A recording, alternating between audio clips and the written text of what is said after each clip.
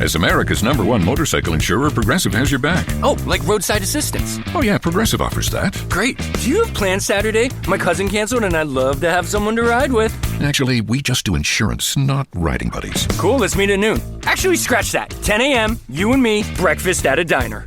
To be clear, Progressive has your back for insurance only. So get a quote and see if you can save. Okay, so if you beat me there, get me the Lumberjack Special. We can share. Progressive Casualty Insurance Company and affiliates. Roadside assistance may require comprehensive coverage. Time for Michigan's newest sports talk show, Mitten Madness. And here he goes. Defense win championship. Michigan sports talk from here in Battle Creek. The latest stories, the biggest games, all across the Mitten State. That's not something to play with. Streaming live and on demand on the 95.3 WBCK app. Your host, Da'Jzon Hughes. Good morning on this Saturday morning. I'm your host, Da'Jzon Hughes. Welcome back into Mitten Madness. We're about to go through an hour's worth of talking about what is happening in the state of Michigan in the sports realm. Hopefully you guys had a fantastic week. My week was great up until, well, the end, and then things got crazy. Maybe I'll tell you a little bit about that. Maybe I won't, but there's tons to get into in the sports world. Talking about our Pistons, how things are looking for them in the playoffs as those got started for them in their first round series against the Orlando Magic. The Detroit Tigers, are they going to heat up? Are they going to start to put it together and make a run and be like that Tigers team that we saw from the season before? There have been glimpses of the things that people want to see. They're going to do some NFL draft and some transfer portal talk for both college football and college basketball before wrapping things up and getting into our picks. This week, lacrosse had a couple competitive games that we could have won, and well, one of them got canceled due to thunderstorms, so we got to make that up later on in May. And then the other one we did not do as well as we would like, so that one hurt a little bit.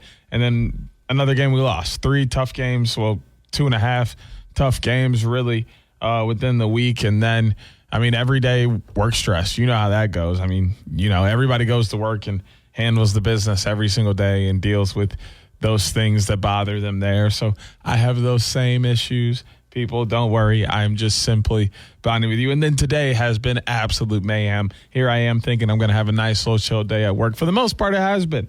I worked ahead this week and got a lot out of the way before, you know, having to settle in and do this. And then right before getting ready to record for Mitten Madness, somebody uses the bathroom here and the urinal stops. It just stops working correctly. Like literally it's just flushing water and flushing and flushing and flushing. Won't stop. Water's just running at a nonstop pace. So we had to shut the water off in the building. And it's just been mayhem here at the end of this week. So don't worry. I am feeling the pain, but I'm excited to talk about sports because there's a ton coming up this weekend. But now that we've gotten through the obligatory welcome back, it's time for us to drop into what is going on with our Pistons. Team leaders, the stats have been adjusted ever so slightly as Cade Cunningham averages 23.9 points per game, 9.9 assists, 3.7 turnovers, shooting 46.1% from the field, and 33.9 minutes per game, 19.5 points per game on 65% shooting, and 10.5 rebounds and 28.2 minutes for Jalen Duren. Asur Thompson still 2 steals, 1.5 turnovers in 26 minutes. And Isaiah Stewart, 1.6 blocks, 0.3 steals, 5 rebounds in his time. 117.8 points per game, 45.6 rebounds, 27.8 assists as the team looks to have success here in the playoffs. And, well, things were a little interesting for them to start off. Magic were able to come into Detroit and take game 1 behind a 23-9 game from Paolo Banchero, who shoots 8 for 15 from the field, 5 of 7 from the free throw line for 23 points. He grabbed 9 boards as well. Wendell Carter Jr. had 5 assists, no turnovers in 37 minutes of play. The Magic shoot 49, 29, 74 in their splits. Only 12 turnovers, grabbed 45 rebounds, led for 97% of the game. Their largest lead being 13. Meanwhile, the Pistons, on the other hand, basically was Cade by himself. Cade, 39 points, 13 of 27, 10 of 11 from the free throw line, 7 rebounds from Jalen Duren. Cade Cunningham, 4 assists, 3 turnovers in 40 minutes. The Pistons shoot 40, 31, 76 in their splits. Turned it over 14 times, only grabbed 39 rebounds, did not lead at all in this game. But then things got very different in the next game. The Pistons were definitely on a mission and wanted to come out and make sure that they handled business and were able to even things up before they headed on the road. And after another 27-11 game behind Cade Cunningham, that is exactly what happened. He goes 11 of 19 from the field, 4 of 8 from the free throw line. He dishes out 11 assists, picked up 7 turnovers as well in 37 minutes. Tobias Harris led the squad with 11 rebounds. Pistons shoot 46, 23, 58. Turned it over 23 times, grabbed 57 rebounds, led for 92% of the game, largest lead being 27. Meanwhile, Jalen Suggs led the Magic with 19 points, 7 of 18 from the field, 2 for 2 from the stripe, 7 rebounds from Franz Wagner, and 8 assists, 4 turnovers in 34 minutes for Paolo Banchero. The Magic shoot 33, 25, 72, turn it over 19 times, grab 42 rebounds, led for 2% of the game, their largest lead being just 1. And I would imagine, I'm trying to find out when that lead was. I'm not going to be able to track it down, but they didn't lead by much.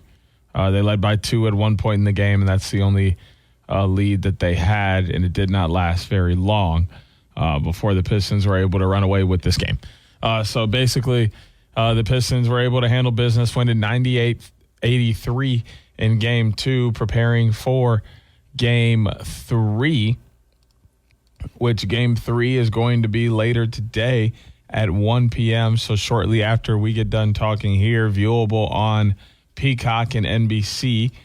They're giving the Pistons a 60.9% chance to win this game on the road. The Pistons were 28-13 when traveling away from Little Caesars Arena during the regular season. The Magic were 25-15 at home, though, inside the Kia Center. So this will be an interesting matchup. When we look at how these games went during the regular season, they split both home and home. So they both won a game in their home arena, and they both lost a game in their home arena against each other. So now this game looks like they're giving the Pistons a slight advantage, maybe because Jonathan Isaac is a game-time decision with a knee injury. But I won't talk too much about this game because I will be diving deeper into this during the picks down the road. But I mean, looking at the first 2 games, something really glaring pops out. 76% from the free throw line, 14 turnovers, only 39 rebounds in Game 1. You lose Game 1 when you lost the turnover battle, the rebound battle, and you barely won the free throw battle. And you got a lot more free throws. You doubled up their free throws. They had 19 free throws. You had 38. You only make 29 of those 38. You lose the game by 11. If you make 9 of those, maybe you make a bucket or 2 more, you win the game. You got to help yourself out in every possible way. But losing the turnover battle, leaving 9 points on the board, and losing the rebounding battle, it doesn't help you out in any circumstance. Then you look in the very next game, sure, you win this game by 15, but when we look at the metrics, there's some glaring pieces. 58%. You only get 24 free throws, and you only make 14 of them. When you only get that low amount of number of free throws, you got to make every single one count. You got to cash in, and it starts at the free throw line. Those are gimmies. They're easy. That's why they're called free throws. That's why it's called a charity stripe. You're supposed to take them and run away with them. You can't be cashing in at a 58% clip. It's not good enough to win a championship or really advance out of the first round. They're going to continue to have trouble with the Magic until they can shoot better from the free throw line, especially if you're going to go 6 for 26 from the three-point line. You got to supplement that somewhere else. 23 turnovers, not a good number. Sure, it's okay against the Magic, who had 19 turnovers in this same game and weren't able to get out into transition and make you pay for it. But you turn the ball over that many times against the Raptors or the Cavaliers, yeah, kiss your playoffs goodbye. Both those teams will take all of those fast break points and run away with them with no hesitation and be happy with the outcome that they're going to get and basically feel like you gifted them the series. So you got to clean up the turnovers. You got to clean up the free throws. And, I mean, much better in the rebound department in Game 2, grabbing 57 rebounds.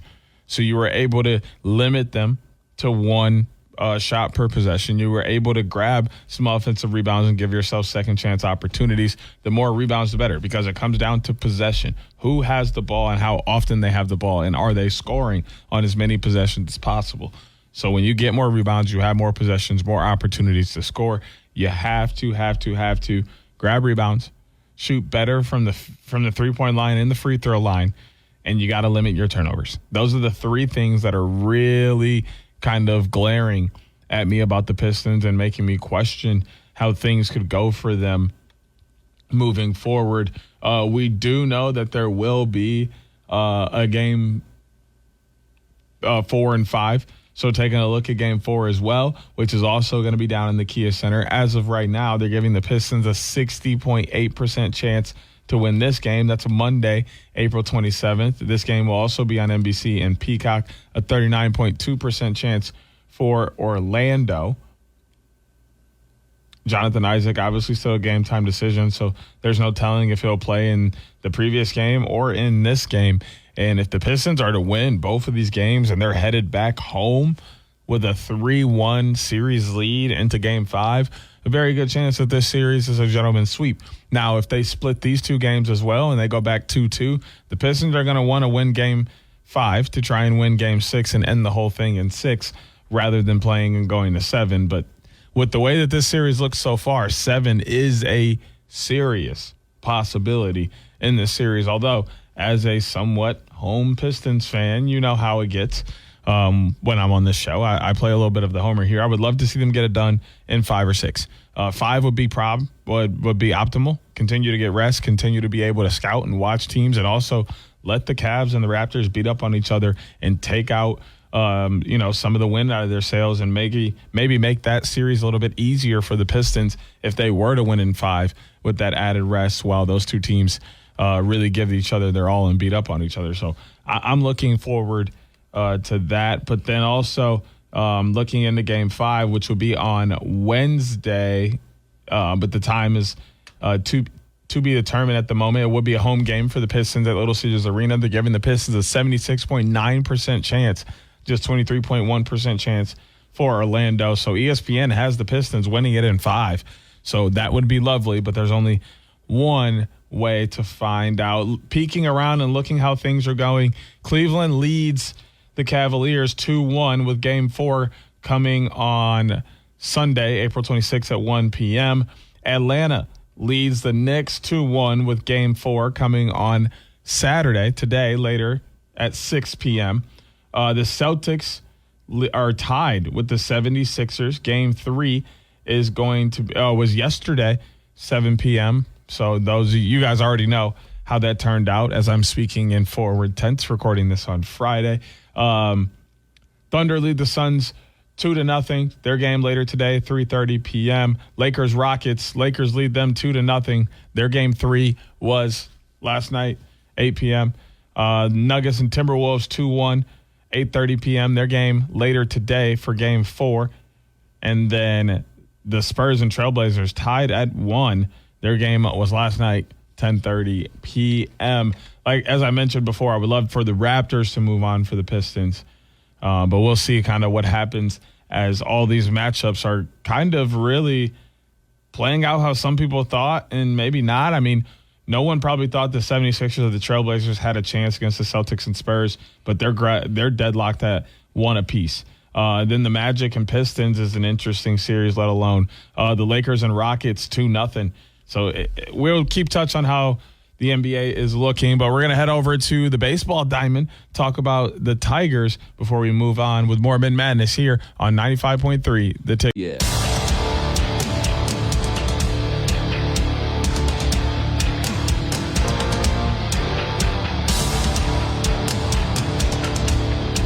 Welcome back into Mitten Madness here on 95.3 The Ticket. I'm your host, Da'Jzon Hughes, and we're moving on to the Comerica Park Baseball Diamond to talk about our Detroit Tigers. Let's start over in the standings where we always start, and let's start at the top of the AL Central. The Tigers find themselves back in first place in the division, 14-12.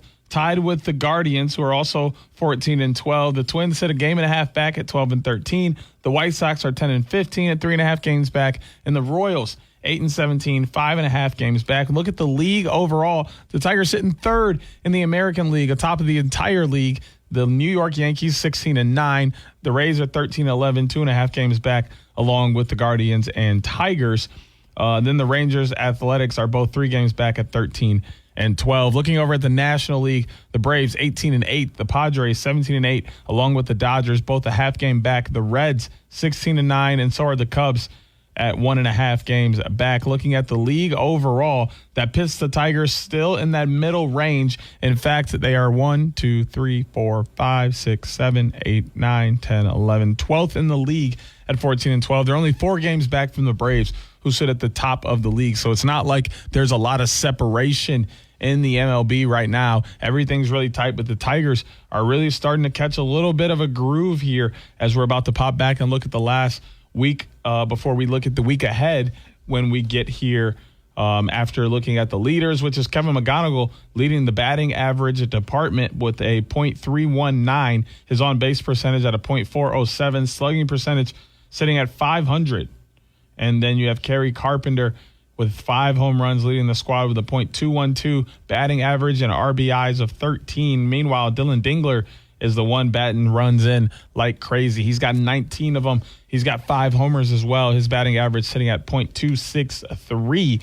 On the pitching side, Casey Mize now leads the earned run average ERA category at 2.51. He's got 2 wins and 32 strikeouts on the year. Meanwhile, Skubal leads the wins with 3. He's got 38 strikeouts and a 2.72 ERA. He leads the team with 38 strikeouts as well. The team has 114 runs on the year, good for 13th.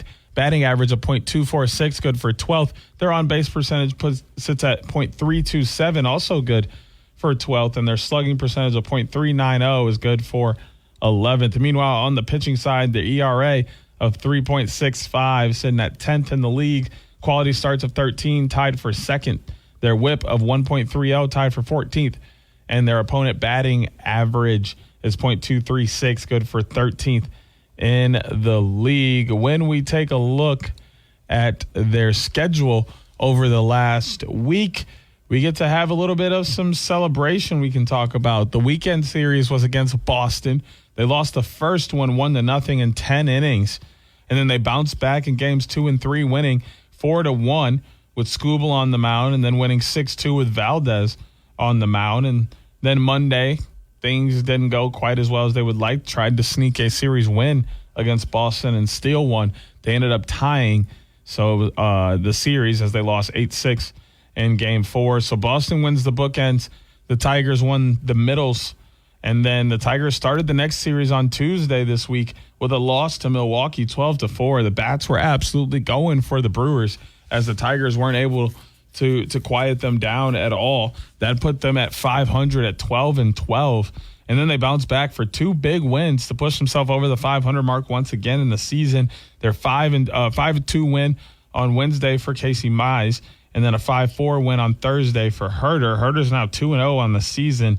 Mize improves to 2-1. Skubal improved to 3-2 in his last outing. So then this upcoming weekend, last night, they started a series against the Reds with Valdez on the mound pitching against Abbott, 6:40 p.m. on Fox. Later today, 7:15 p.m., Flaherty against Singer.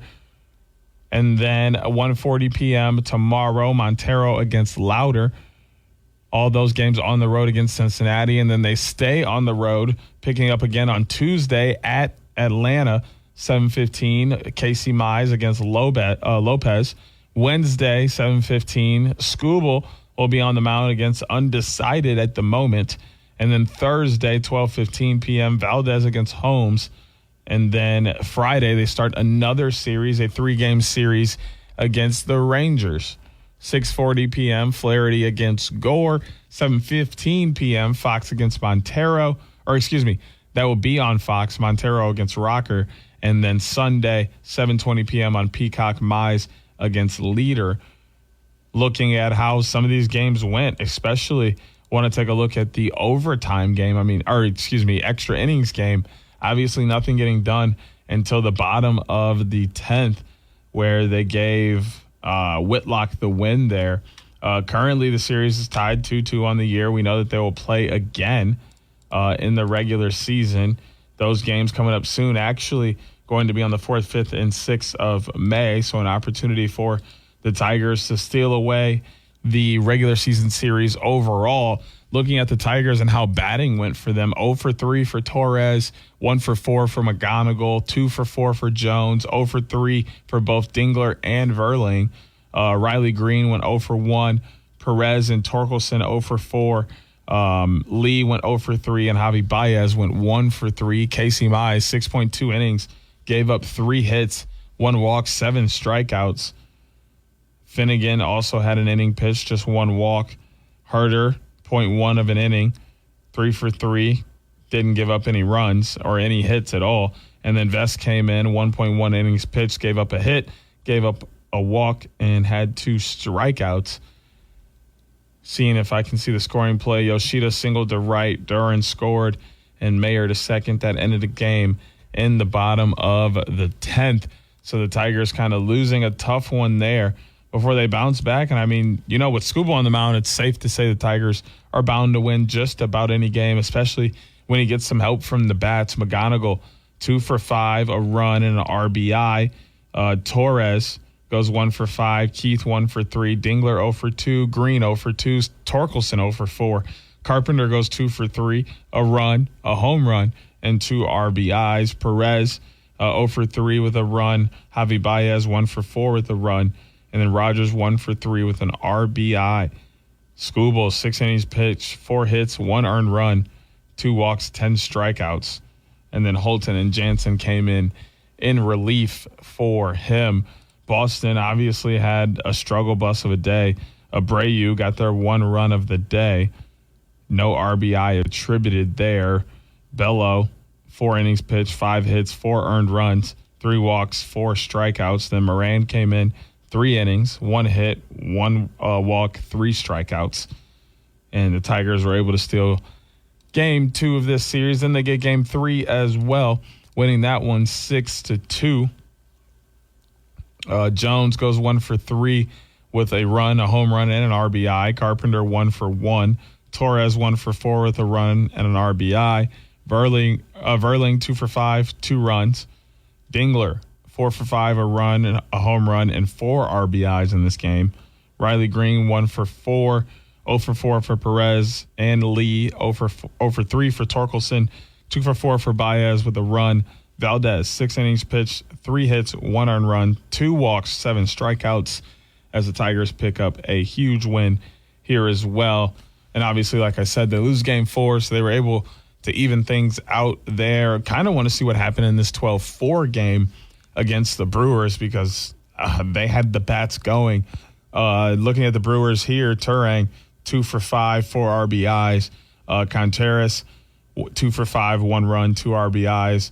Bowers, 2 for 5 and an RBI. Sanchez, 1 for 5, a run and an RBI. Mitchell, 2 for 5, 2 runs and an RBI. Rengifo, 1 for 3, a run and an RBI. Ortiz, 0 for 1 with a run. Frelick, 1 for 3 with 2 runs and an RBI. Matos, 0 for 1. Hamilton, 4 for 5 for 2 runs. Perkins, 0 for 2, 2 runs and an RBI. And then Jones, 1 for 1. Harrison, 3 innings, 4 hits, 1 earned run, 3 walks, 3 strikeouts. Anderson, 2 innings, 1 hit, 1 strikeout. McGill, a strikeout. Ashby, 2 walks and 2 strikeouts. Both of them pitched an inning. And then Woodford pitched 2 innings, 4 hits, 3 earned runs, 2 strikeouts, as the Tigers struggled getting the bats going. 0 for 2 for Jones, 0 for 3 for Carpenter, 1 for 2 for Torres, 1 for 1 and a run for Perez, 2 for 5, a run and an RBI for McGonigal. Verling, 1 for 4, 2 RBIs. 0 for 5 for Dingler, 1 for 3 for Green and a run, 1 for 3 for both Torkelson and Lee. And Javi Baez, 0 for 3. Keith goes 1 for 1 with a run. Montero, 5.2 innings pitched, 5 hits, 3 earned runs, 1 walk, 3 strikeouts. DeJesus, 1.1 innings pitched, 7 hits, 5 earned runs, 2 walks, one strikeout. Seabold, 1 inning pitched, 2 hits, 2 earned runs, and Rogers, 1 inning pitched, 2 hits, 1 strikeout. Tigers lose this one big, 2-4, but then bounce back, win the next 2, 5-2, 5-4. Got the bats going to a significant amount there as they head into a tough weekend series against Cincinnati, which we're going to take a quick peek at to see if they have. I mean, they're putting this one pretty much down the middle, 49.9% chance for the Tigers, 50.1% chance for the Reds. First game, 48.4% chance for the Tigers, 51.6% chance for the Reds in game 2, and 42.9% chance and 57.1% chance. 57.1 for the Reds, 42.9 for the Tigers in game 3. So looking like the Tigers might get swept, but a very uphill battle and tough chance for them to go out and win this series. But that doesn't mean they can't. They have to get the bats going. The pitching has been relatively solid. And, besides the few lapses, giving up 8 runs and then turning around and giving 12 runs in back-to-back games, not good. But outside of that, limiting teams to 1 run, 2 runs, 2 runs, 4 runs. That's the kind of stuff you need. So when we come back from the break, we'll be talking about some college sports with more Mitten Madness here on 95.3 The Tick. Mike Rowe on the Skills Gap and how a student organization known as Skills USA is trying to fill it. So the thing about Skills USA that's so cool, and the reason that my foundation has supported it for years, is that it's deliberately and intentionally focused on celebrating a skill. 3 million jobs right now exist in the trades and transportation and commerce. The skills gap is real. Training kids and getting them excited to do the jobs that exist ought to be job one. Skills USA does that in a big way. It's about excellence and competition and being good at what you do, and eventually through all of that, learning who you are. Skills USA is working.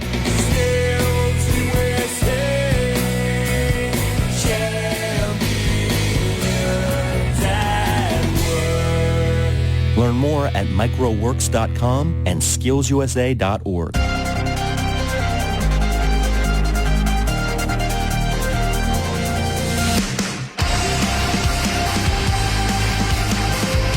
Welcome back in the Mitten Madness here on 95.3 The Ticket. We're going to talk about some college sports really quick. We're going to take a quick peek at the transfer tracker for college basketball. Some movements have been made. Then we're going to pop over to the NFL draft. Quickly, just earlier today, as I'm recording this on Friday, so yesterday for you all, Cincinnati's 7'2" center Mustafa Thiam has committed to play for the reigning NCAA champion Michigan Wolverines. He tells ESPN Thiam averaged 12.8 points, 7.1 rebounds, and 1.6 blocks last season, and serves as a major transfer portal pickup for Coach Dusty May. Looking to see more action within the Big Ten. Wisconsin's guard John Blackwell commits to Duke. He told ESPN Blackwell, who averaged 19.1 points and earned all Big Ten honors, was the best guard to enter the portal this spring. Duke needed a big-time scorer, and it just landed the best one on the market. Nebraska loses Eugenis Jarusevic. Nebraska big man has entered the transfer portal. He played just one game this past season due to a back injury and is hoping to qualify for a medical hardship waiver. Averaged 16.2 points at Central Michigan in 24-25. St. Mary's center Andrew McKeever is committed to Iowa. His agency, GSL Sports Group, told ESPN 7'3" center averaged 8.2 points, 9.2 rebounds, and 1.8 assists per game. Number 2 offensive rebounder in the country per KenPom.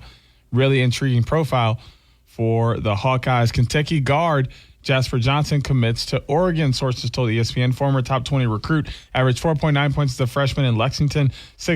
The 6'5" guard gives Dana Altman a high-ceiling offensive talent. He's represented by CAA basketball / Antonio Russell.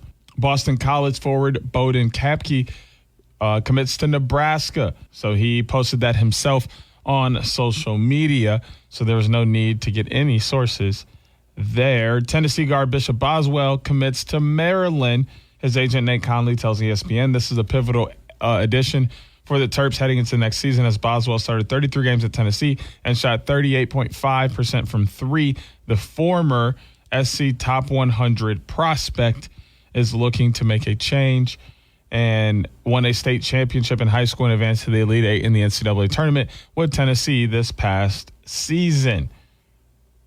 Illinois guard Ty Rodgers enters the transfer portal, the redshirted 24-25 season, then missed the 25-26 season with a knee injury from the summer. Michigan State got a center not too long ago. I was hoping to find it, but there's so many moves within the transfer portal that's hard to track them all down.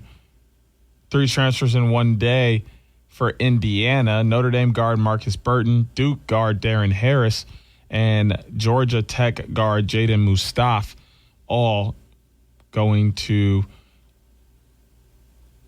Indiana. I am not able to find that Michigan State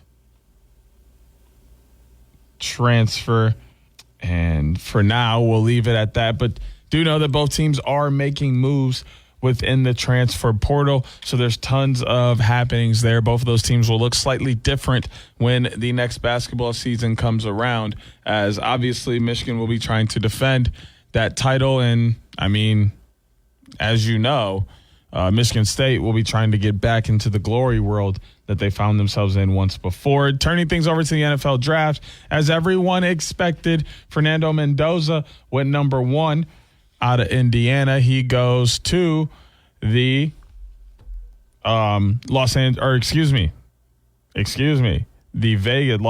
Raiders. And then looking at some of the other picks that were made, going number 3 overall to the Cardinals, Notre Dame running back Jeremiah Love. Ohio State goes back-to-back as Carnell Tate goes to the Titans, and then linebacker Arvell Reese goes to the Giants. And then they go 7 as well. Sonny Styles, linebacker, goes to the Commanders in Washington. Caleb Downs goes 11 to the Cowboys, the safety.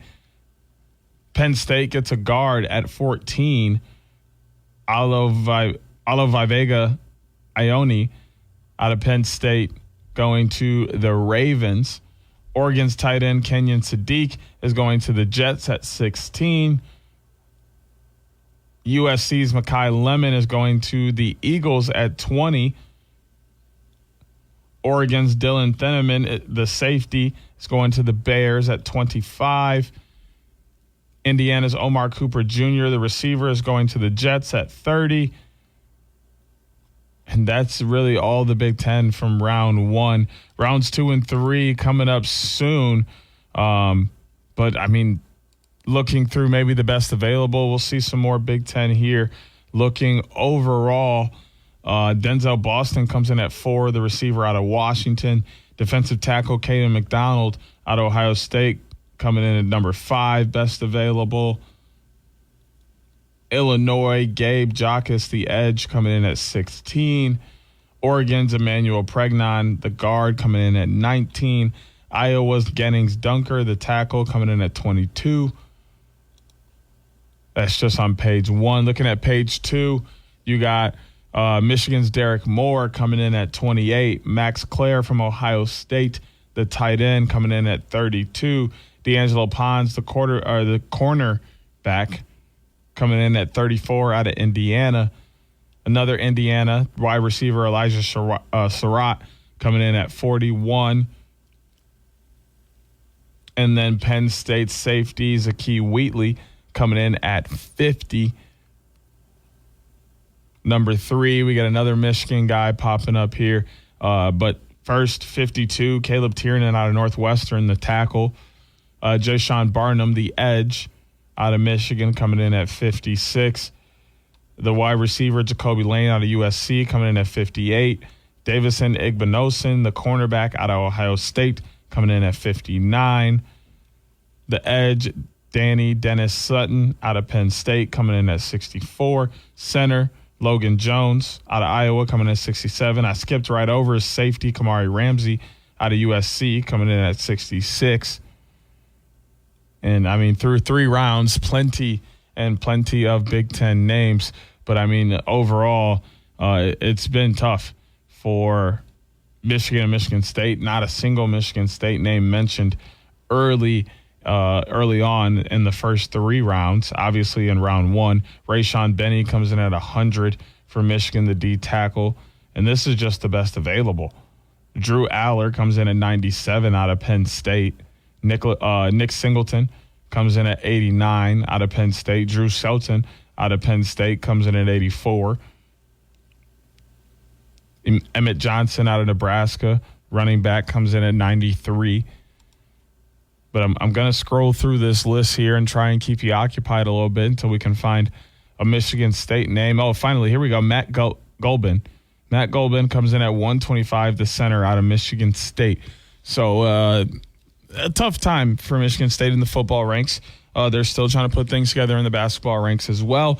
And then really there's not a lot to talk about with the state of Michigan at the moment. We touched briefly on the women's basketball team coming back. WNBA is going to be making a return. We do know that the ownership group that has the rights and brought this new team back in 2029 has the rights and naming rights to the Shock. So we would love to see the Detroit Shock return. We'd love to see the color scheme return, maybe a revamped version for branding and jerseys and such. But for the most part, we want to see the Detroit Shock back. We don't know if that's going to happen, but we'll find out in the next coming of years.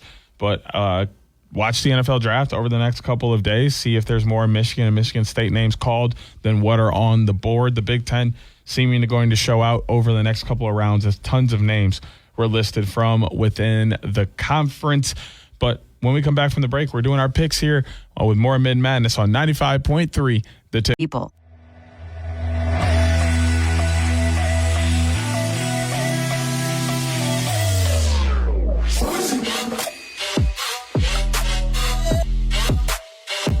Welcome back to Mitten Madness here on 95.3 The Ticket. I'm your host, Da'Jzon Hughes, and it's time for my favorite part of the show, the picks. And, of course, you can play along with the picks every single week using the chat feature in the 95.3 The Ticket app. All you have to do is load up your app, click that chat feature, and then listen for the picks that we're going to be doing that week. Listen to me do my deliberation, my research, my thoughts, and all the knowledge I have about ball and what I know and don't know.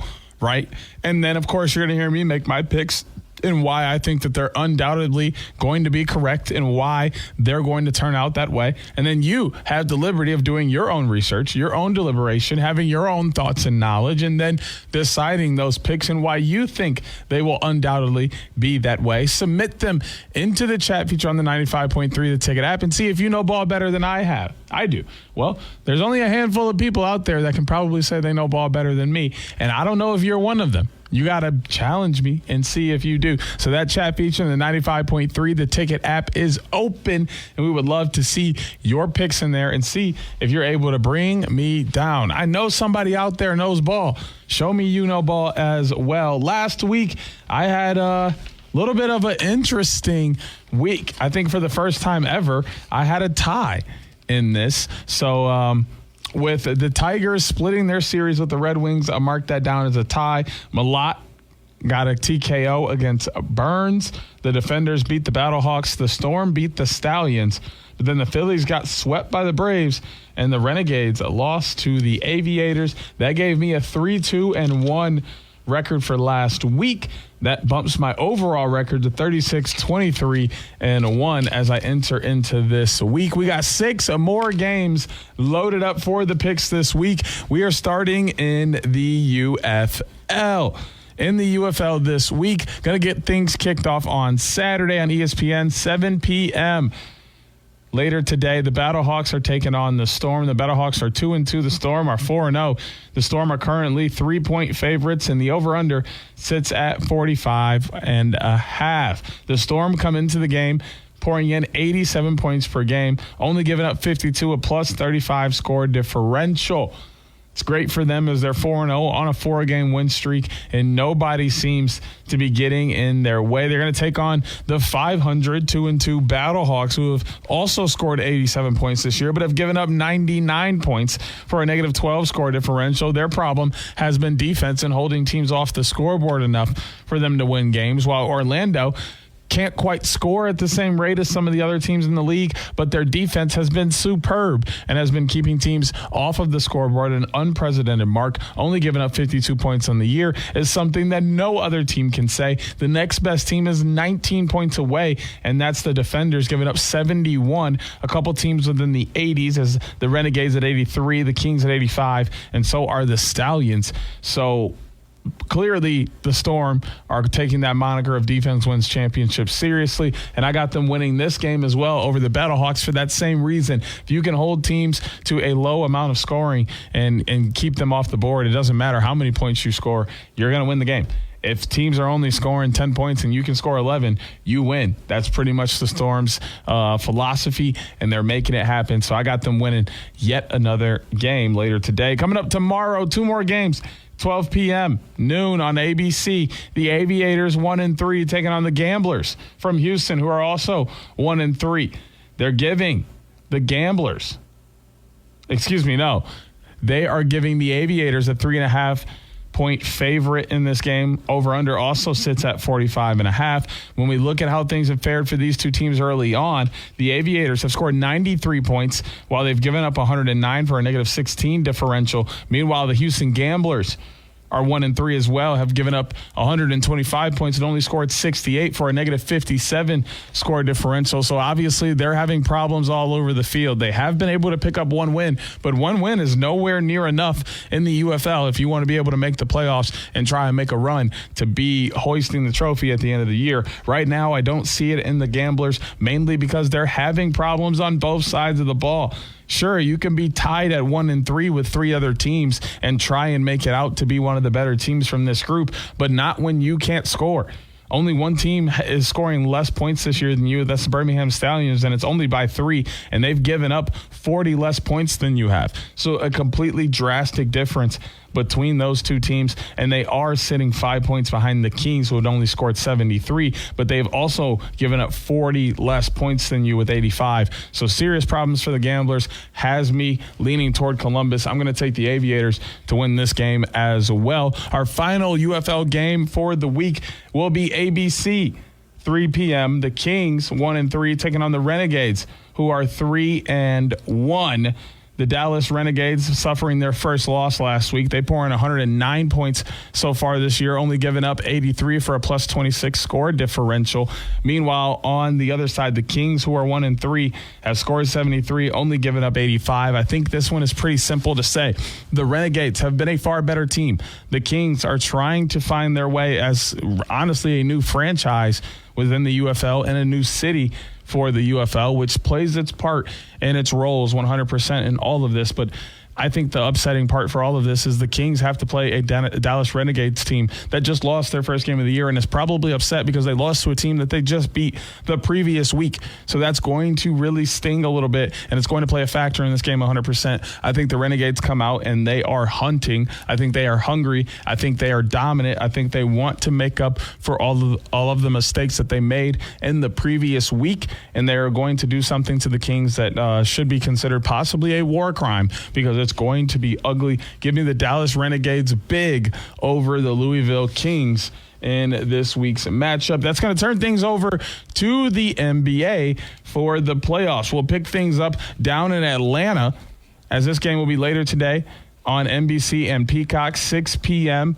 You got the New York Knicks, who are 22-19 on the road during the regular season, taking on the Hawks, who are 24-17 at home during the regular season. So far in the playoffs, the Hawks lead this series 2-1.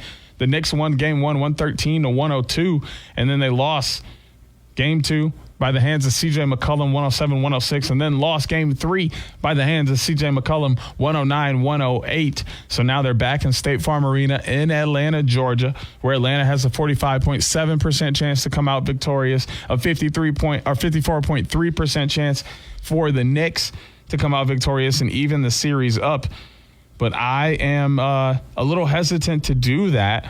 I'm leaning toward giving the Hawks this game. They're at home. They have all the momentum after winning 2 tight games by the hands of C.J. McCollum, who is a big-time shot maker and is constantly closing out games. And they know that if they head back to New York with a 3-1 cushion, they can afford to lose that Game 5 in New York in Madison Square Garden, where it's going to be rocking. It's going to be a sold-out crowd. It's going to be crazy. And then they can come back home and close things out where they're more comfortable. They have 2 game leeway to play with a 3-1 lead before things get tight in a Game 7. So I think I like that for them. I think that's also where their mind is. I think they run with that. Give me the Hawks in Game 4 at home to take a 3-1 series lead back to New York with a chance to close it in Game 5, but most likely will close in Game 6 back home at State Farm Arena in Atlanta, Georgia. Then we're going to move over to the Western Conference.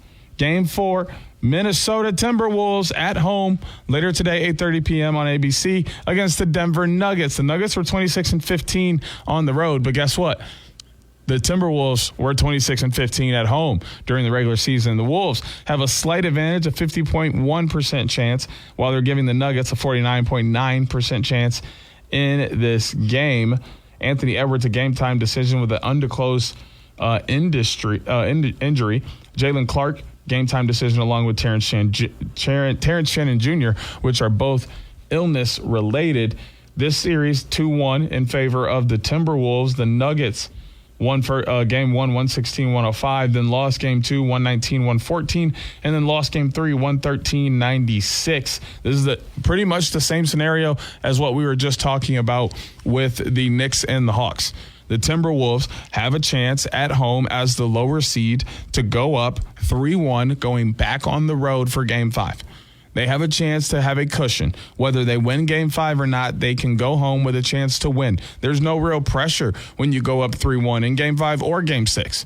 Game 6 is more comfortable because you're like, look, man, we can close this out in front of our fans. Our fans love us. They want us to be here. They want to see us win this game and move on to the next round. They're going to be loud. They're going to bring the energy. They're going to be that sixth man that we need on the extension of our team. So I like where the Timberwolves are headed. Anthony Edwards has been absolutely dominant. He hates that he was snubbed off of all of the all-star lists. He hates that he wasn't given the right to be nominated for those awards based off the 65 rule. And he feels like he should be an MVP, and he wants to prove it in the playoffs. I think this is another big game, another big opportunity for him to do that. I got the T-Wolves taking down the Nuggets, and another opportunity for them to stretch out their lead within this series to 3-1 and then close things out possibly on the road. And if they don't, they're going to head back home to the Target Center in Minneapolis, Minnesota, and close it out in Game 6. That's going to get us into our last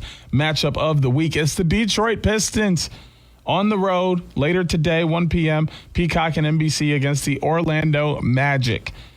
Pistons 28-13 on the road, Magic 25-15 at home. They're giving the Magic a 39.1% chance, Pistons a 60.9% chance. We talked earlier about how games 1 and 2 went for these two teams.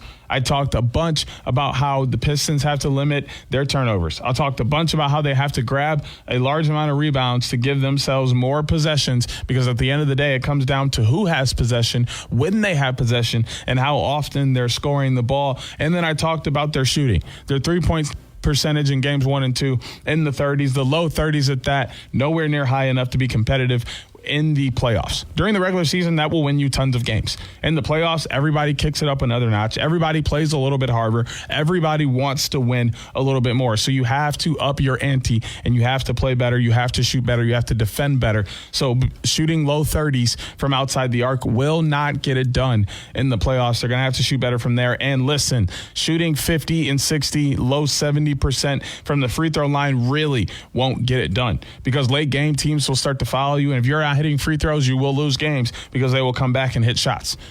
You have to be able to shoot well from all levels of the floor and all aspects of the game if you want to win an NBA championship and progress within the playoffs. So I think that they have it moving forward, but they're going to have to limit their turnovers, grab more rebounds, and shoot better from the field. I'm going to take Pistons in Game 3. Make sure you're tuned in to 95.3 The Ticket all weekend long and all week long. Tons of Tigers games going to be played for your listening pleasure as they look to jumpstart their season and really get going as the bats are now moving. Don't forget, I've got the Storm, the Aviators, the Renegades, the Pistons, the Hawks, and the Timberwolves headed into this weekend. We'll be back next week to talk more Mitten Madness here on 95.3 The Ticket. Join Da'Jzon Hughes every Saturday morning at 10 a.m. for Mitten Madness on 95.3 WBCK. Miss the show or want to run it back? Stream Mitten Madness on demand on the WBCK app. Sponsored by AirwayCashForJunkCars.com. As America's #1 motorcycle insurer, Progressive has your back. Oh, like if I need a replacement part. Sure, we can help with that. Ah, nice. Hey, I just entered this online contest for coolest bike in the world. You think maybe you can vote for me? Actually, we just do insurance, not popularity contests. Yeah, I know. But what's your email? I'll just send you the link real quick. You can vote like 100 times a day. They'll never know. To be clear, Progressive has your back for insurance only. So get a quote and see if you can save. So what I'm hearing is there's a little bit of wiggle room. Progressive Casualty Insurance Company and affiliates covered subject to policy terms, limits, and conditions.